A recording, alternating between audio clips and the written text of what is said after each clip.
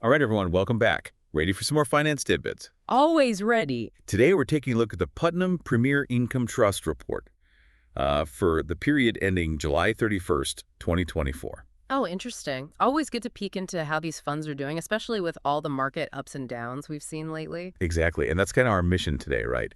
To see how they performed, what strategies they used, and maybe get a sense of where they see the market heading, all those juicy details. Sounds like a plan. Where do we start? Well, first up, a little bit of news on the leadership front. Looks like Kenneth R. Leibler retired, and Barbara M. Bauman is now the chair of the board. Makes sense, Bauman moving up. Anything else noteworthy there? Oh, yeah. They also added Gregory G. McGreevy as an independent trustee.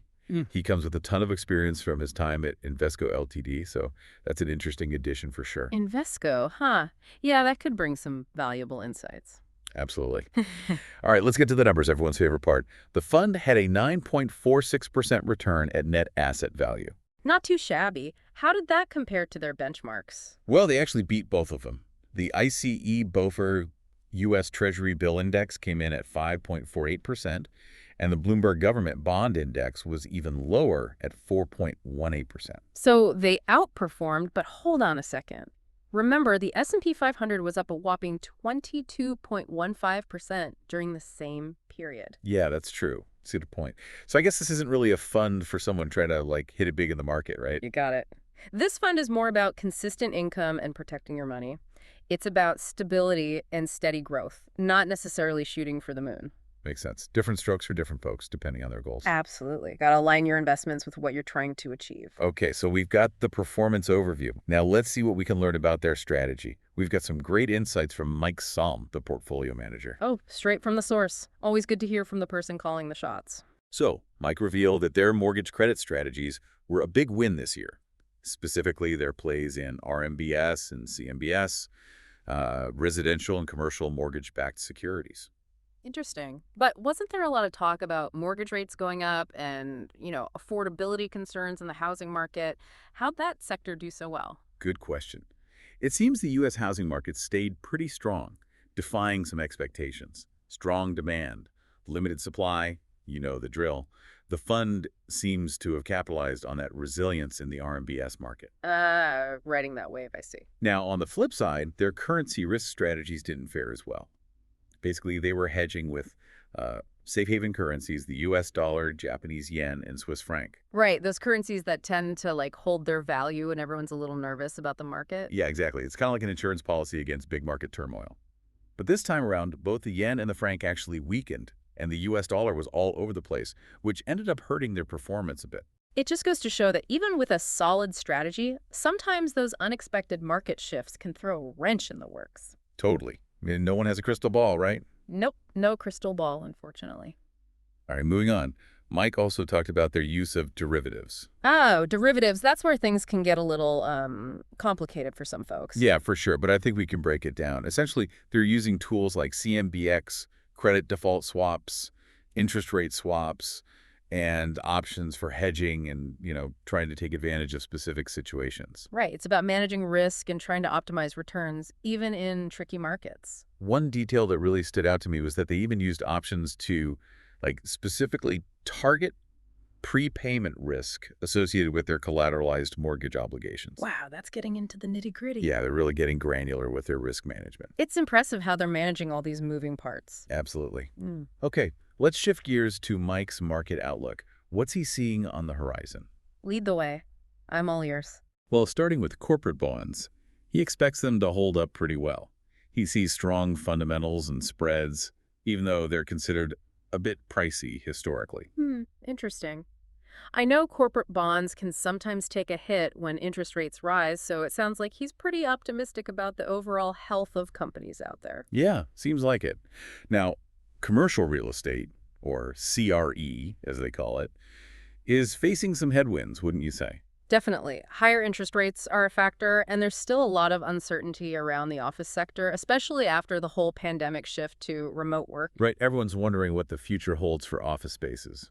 But Mike thinks that investor capital might actually help to prevent prices from dropping further. That's a possibility for sure. It'll be interesting to see how that plays out. For sure. It's a sector to watch closely. What about residential mortgage credit? Any thoughts on that front?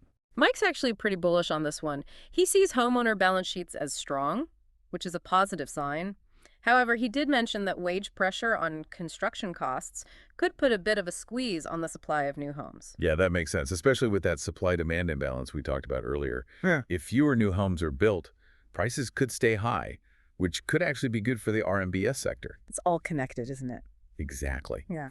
Okay, last but not least, Mike gave a bit of a mixed outlook on emerging market debt, or EM debt. While he's generally positive, he's definitely keeping a close eye on things like U.S. elections and geopolitical events. Yeah, those can definitely shake things up in emerging markets, adding a whole other layer of complexity. Makes sense why he's not making any bold predictions. It's a delicate balance with emerging markets weighing the potential rewards against the inherent risks. Geopolitical events are a big wild card in that equation. For sure. All right, before we wrap up this first batch of finance tidbits, let's touch on the fund's distributions. Okay, what do we need to know about those? They have a fixed distribution rate, meaning they aim to pay out a consistent amount per share, regardless of how the market's doing. This time around, it was steel dollars 3.11 Feds per share. Sounds good. But it's always important to know where that money is coming from, right? I got it. Of that 2.21 unwinds came from net investment income, which is basically the fund's profit from its investments. Okay, that's the kind of income we like to see. But what about the other 0.1101? The remaining 0.101 was a return of capital. Return of capital, what's that all about? So it means a portion of the payout is coming from the fund's existing assets, not just new income. There can be a few different reasons why a fund might do this. And in this case, The report breaks it down. 0.067 cents of that return of capital was part of their targeted distribution policy. So they're basically using some of their assets to keep those payouts steady.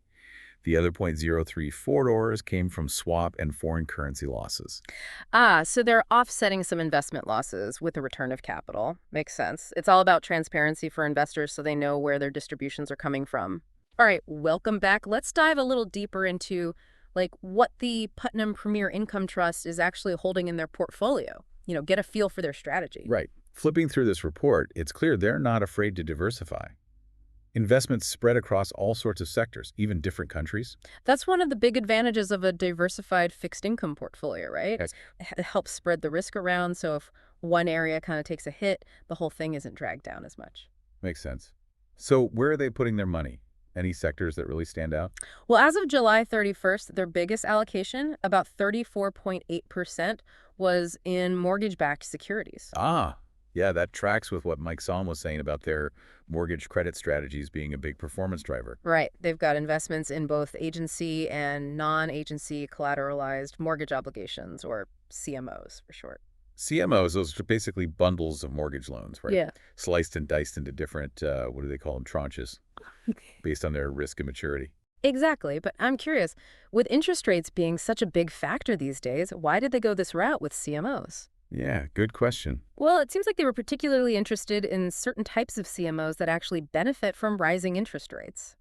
Wait, really? How does that work? I thought rising rates usually hurt bond values. You're right. For traditional bonds, that's usually the case. But with certain CMO tranches, their value can actually increase as rates go up. It's a way to potentially profit from a rising rate environment. Wow, that's pretty clever. So they're kind of betting on the housing market, which, like we discussed earlier, did pretty well despite those higher rates. Exactly. Okay, so that's a big chunk of their portfolio. What else jumps out at you? Well, their next biggest allocation, at 21.4%, is in corporate bonds and notes. They've got a pretty diverse mix of issuers across different industries like healthcare, tech, consumer staples. Always a good mix to have. Any big names in there we might recognize? Oh, yeah, for sure. They're holding bonds from companies like Allied Universal, Bath & Body Works, Boyd Gaming, even Carnival. Wow, so they're invested in those cruise lines, huh? Even after all the pandemic troubles they went through. It seems so. These are all established companies with, a decent track record.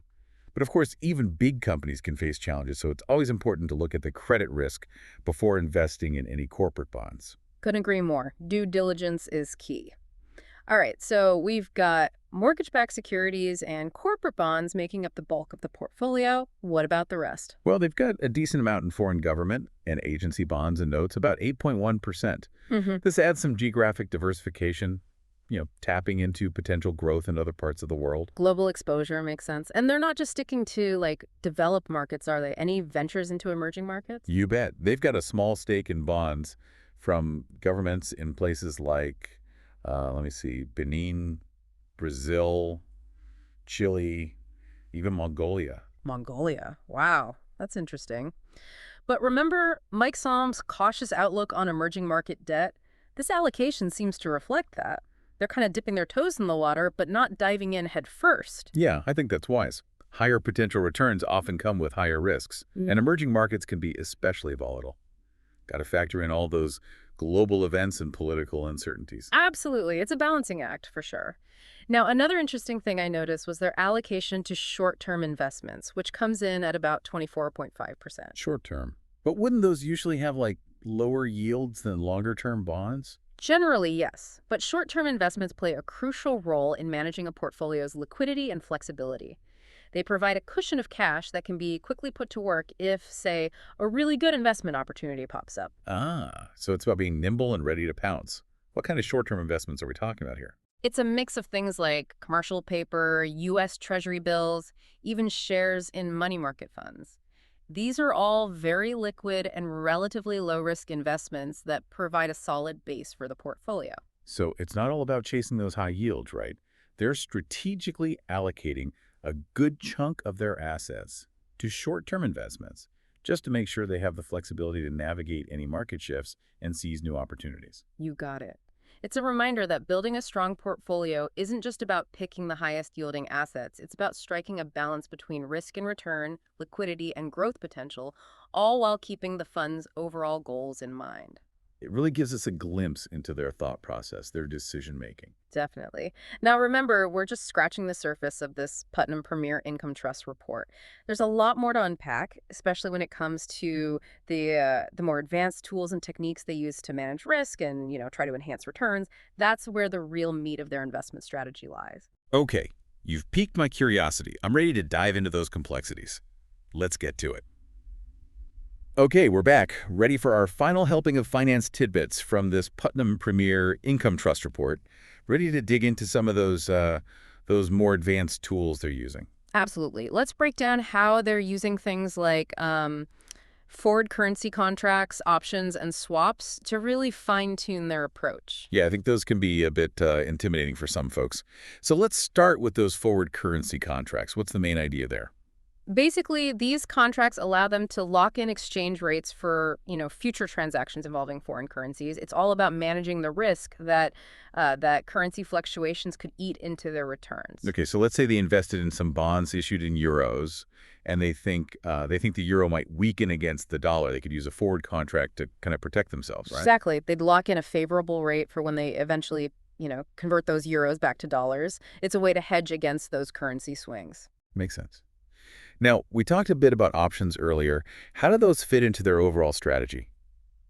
Options are interesting because they give them the right, but not the obligation, to buy or sell a particular asset at a set price, within a specific time frame. It's a flexible tool they can use for a lot of things, hedging against potential losses or, taking advantage of certain market moves. So it's like having a safety net, but also keeping an eye out for opportunities. Precisely. Remember how Mike Somm mentioned using options to target that prepayment risk with their CMOs? That's a perfect example of using options strategically. Right, right. Okay, now for maybe the most complex tool, swaps.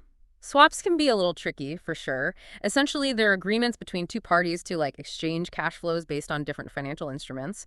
The Putnam Premier folks are using all sorts: interest rate swaps, credit default swaps, even total return swaps. Wow, okay, break it down for me. What's the strategy behind using all those different swaps? Well, think of interest rate swaps as a way to manage their exposure to, changes in interest rates. They might use them to hedge against rising rates or even to benefit from falling rates, depending on what they think is going to happen.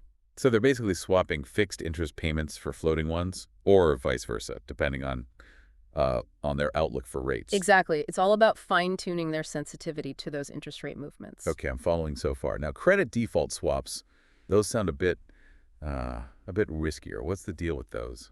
They can be, but they have a specific purpose.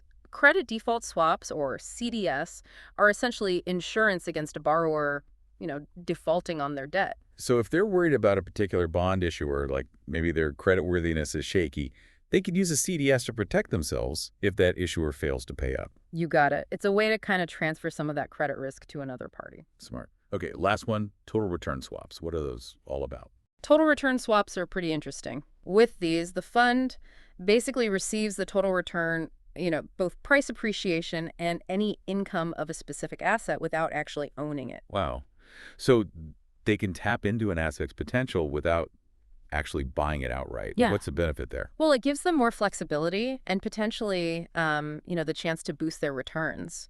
It lets them kind of get involved in specific sectors or asset classes without tying up a lot of their capital. So it seems like they're using all these tools, forward contracts, options, swaps, to create a really nimble and responsive portfolio, right? Exactly. They're not just passively holding bonds. They're actively managing their exposure to like all these different market risks and opportunities, trying to generate consistent income while also protecting their capital. It's pretty impressive when you lay it all out like that. It shows just how much expertise goes into managing a fund like this. It's more than just, picking stocks or bonds. It's understanding and navigating all the complexities of these markets. Definitely. I think this dive into the Putnam Premier Income Trust report has been a great example of just how much valuable info is packed into these financial documents. We've uncovered their performance drivers, explored their portfolio holdings, and even gotten into the weeds of those complex financial instruments they're using. It's a good reminder that even though these reports can seem kind of dense and intimidating, they're full of these little nuggets of knowledge that can really help us understand how these funds operate and hopefully, make better investment decisions. Absolutely. And as we've seen, even with those rising interest rates and the challenges in the market, a well-managed and diversified fixed income fund like this one can still deliver solid results. Of course, past performance is never a guarantee of future results, right? The market's always changing, always throwing curveballs, so it's important to stay informed and, adapt your strategies accordingly. Couldn't agree more. If you're interested in learning more about the Putnam Premier Income Trust or just exploring, other investment options, I definitely recommend checking out franklintempleton.com. They've got tons of great information and resources there. Yeah, it's a great place to start. And that wraps up another episode of The Deep Dive, folks. Thanks for joining us on this journey through the world of finance. Until next time, happy investing.